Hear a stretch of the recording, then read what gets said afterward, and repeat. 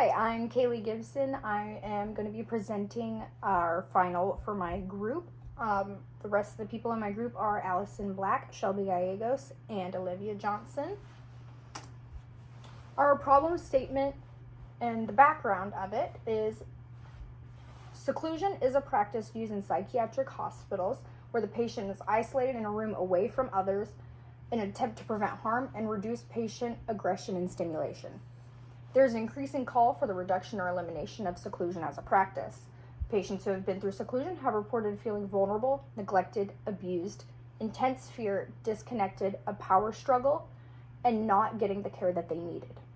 Patients have also reported that the staff played a large role in the experience of their care, especially in seclusion, and the staff were often described as neglectful and abusive.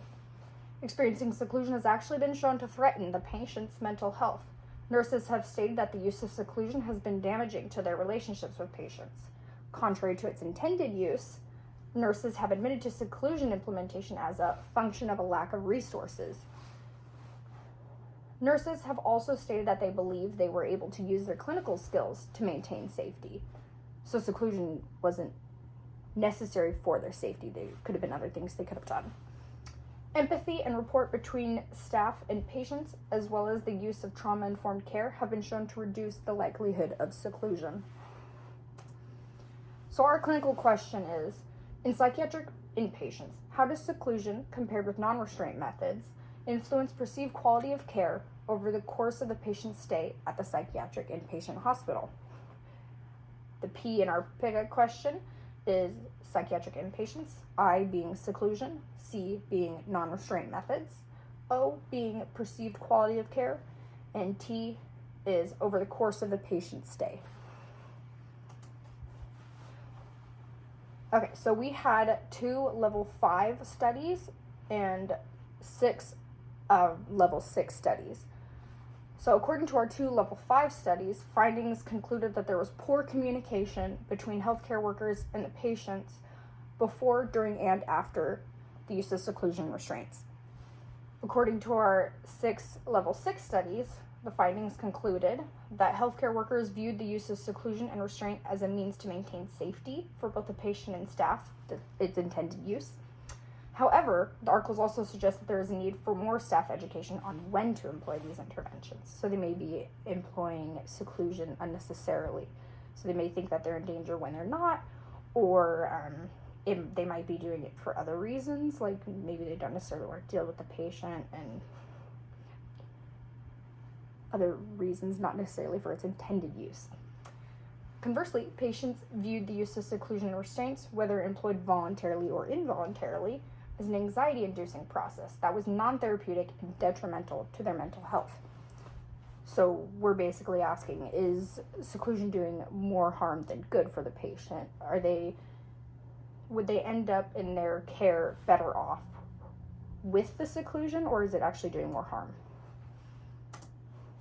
Some key stakeholders that we identified, one obviously being the psychiatric patients. They're obviously affected by seclusion because they're the ones in it. Patients have an ethical responsibility towards their own health.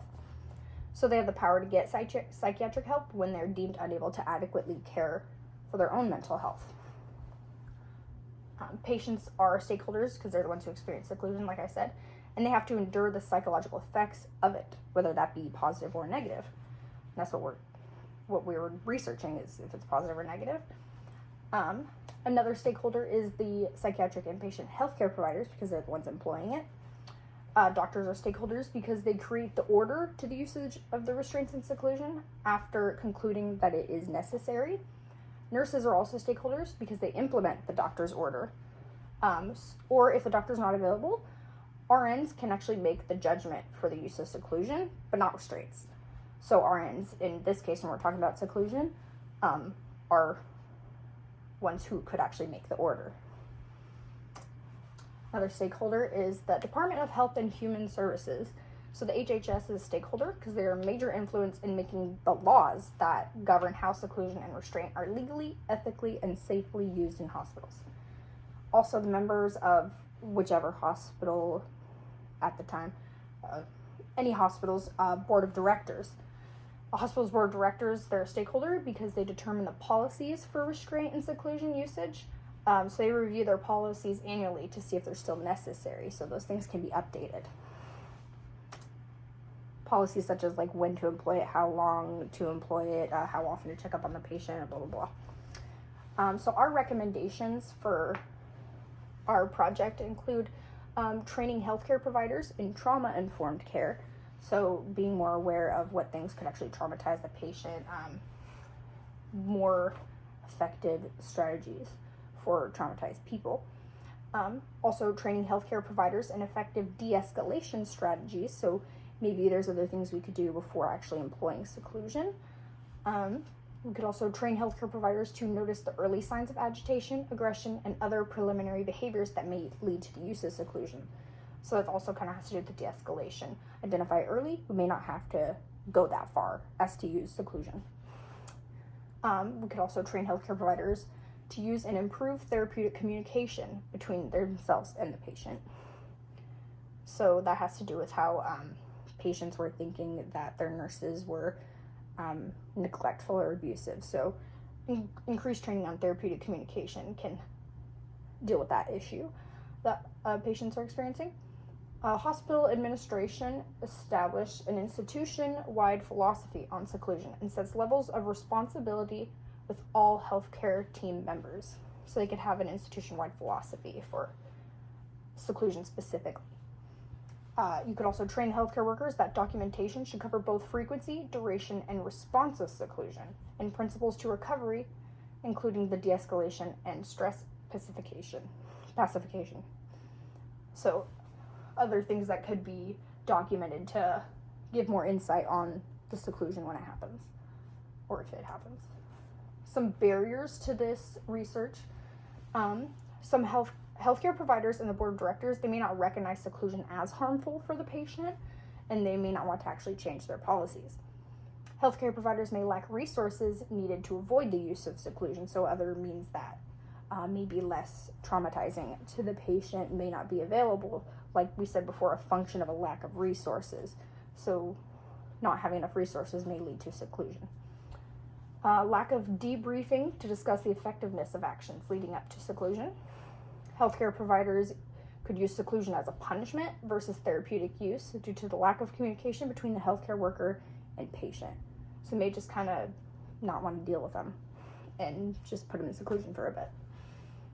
Or a punishment because maybe they did something, instead of talking with the patient about it, like, hey, why did you do this, say aggressive behavior, try to de-escalate them, you might just want to put them in seclusion. Healthcare providers contradict their own evaluation in order to maintain civility with coworkers. Healthcare providers lack organization in managing and preventing recurrent episodes with lack of documentation.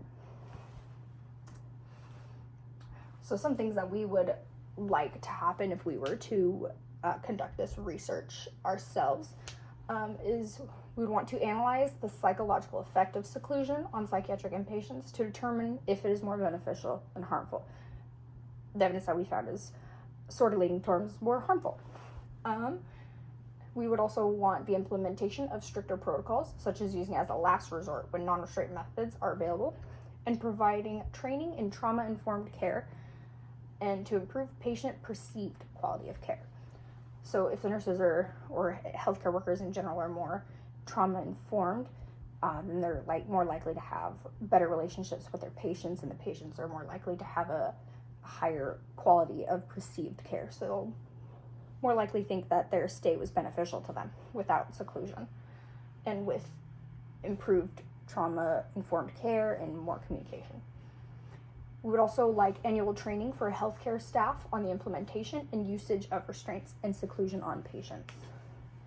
So to make sure that they're continuous checking up on healthcare workers to make sure that they still do know these policies and are still doing it the way that they should.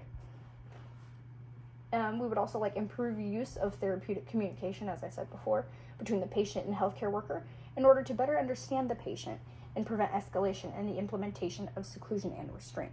So to better understand things that may trigger the patient into getting more aggressive or anything that might lead to seclusion, if you better understand the patient, those things won't necessarily need to happen. If you know what things will specifically help each patient.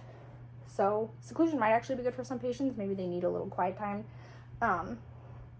But some patients, no. That's why it would be good for the nurses and doctors to know specifically, like case-by-case basis, what helps each patient. Here are our references. Thank you.